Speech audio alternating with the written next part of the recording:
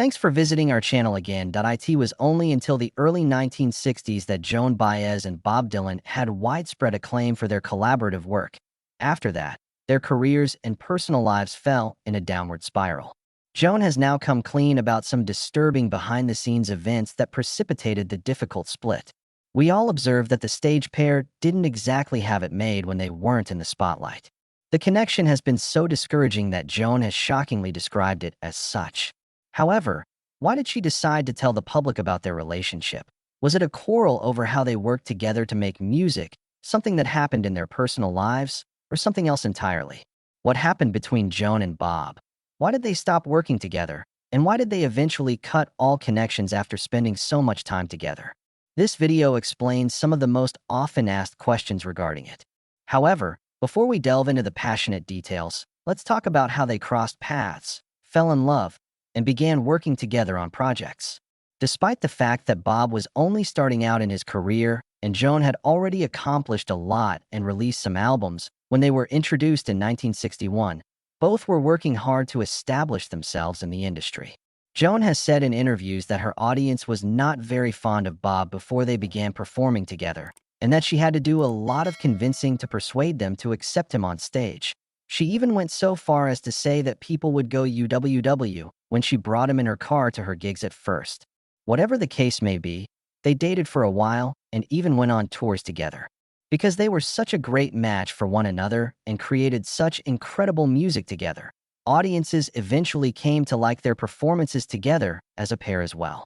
They were head over heels in love in the beginning, as is typical for most couples, and they even went so far as to say how much of an influence they had on each other's life.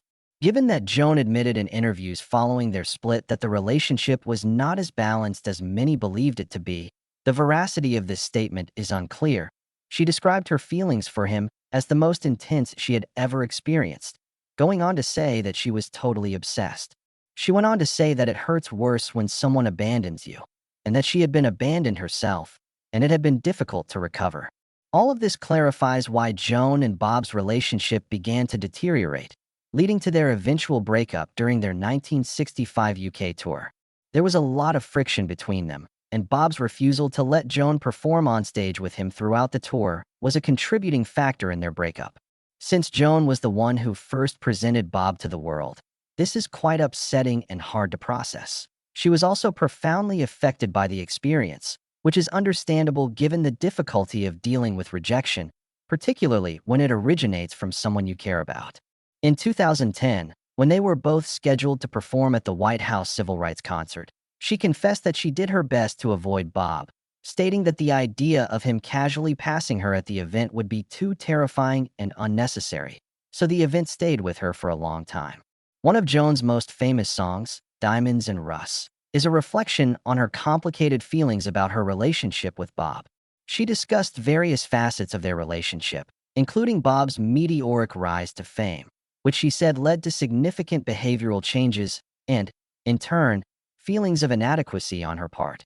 Not only did she play a major role in Bob's early career, but the lyrics also suggested that he was critical of her poetry and made a sardonic reference to him as the unwashed phenomenon, someone who got famous almost immediately.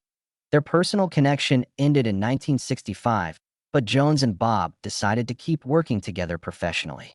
Thus, they continued to perform Blowin' in the Wind and the Water is Wide and other oldies together on occasion even after they split up. However, even this business relationship proved too draining to maintain as time went on. In 1984, on a stadium tour of Europe, they had their last performance together as their relationship quickly deteriorated. Joan revealed the truth about the tour's flop in her 1987 autobiography, and A Voice to Sing With. Performing duets with Bob nightly on stage and being guaranteed equal billing were two of her promises, she said. But these promises were never kept. Along with other outstanding difficulties, she decided to stop working with Bob after an awkward interaction backstage. As a result, it's reasonable to assume that their personal and professional relationships were fraught with tension. While Joan has been quite forthright and honest about her terrible relationship with Bob in most of her statements, there have been a few that hint to the fact that their time together was less than ideal. She dropped a little hint when she said that Bob turned down the Nobel Prize during an interview. It was expected of him not to accept it, she said, adding that everyone was taken aback and insulted, even though it shouldn't have been surprising given his character. It was obvious from her remark that Bob was acting in a typical manner. Despite Bob's generally reserved attitude toward discussing their relationship in public, there have been a handful of notable exceptions. Take Joan's exceptional guitar playing as an example. He once complimented her musical abilities by saying she had a unique style that no one else possessed.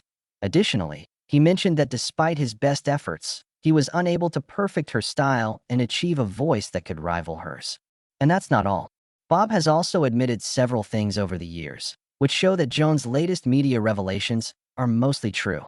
For instance, following the breakup of their relationship, Bob voiced his regrets. He has come clean about how he was too preoccupied with the mayhem that had become his career to pay attention to her when they were together, and she had been entangled in it. He went on to say that he was sorry the relationship had to end, and that he felt terrible about what had transpired. No matter how much Bob apologizes, his track record is still not very clear. He shocked everyone in 1965 when secretly wed Sarah Lowndes, who was pregnant with their first child. Since Bob had earlier stated that he had no desire to settle down, this sudden change of circumstances stunned Joan even more. On top of that, it seems like Bob wanted control when he decided to marry Lowndes. Bob, in contrast to Joan, who prized her autonomy, viewed Sarah, according to Bob's tour manager Victor Mahmoods, as someone who would be accommodating and available whenever he wanted. His unreserved online statements provide significant background for Joan's claims that her relationship was degrading. Joan finally came clean about forgiving Bob and moving on from their breakup, even though it's been years since they broke up. She claims that they were both young when the events of that night transpired, and that they had just made a few careless decisions that damaged their relationship. In her film, she detailed her unconventional approach of forgiving Bob, which included painting a portrait of him and explaining how listening to his music brought her to tears and why long-simmering resentment and hostility toward him completely dissipated after I finished creating the artwork. Nothing about their troubled history affected her after this healing moment. All she could think about was how fortunate she was to have collaborated with Bob Dylan, a man of such extraordinary skill. Is what transpired between them simply an innocent slip-up that may be forgiven, or is there more to it than that? Post a comment below to inform us.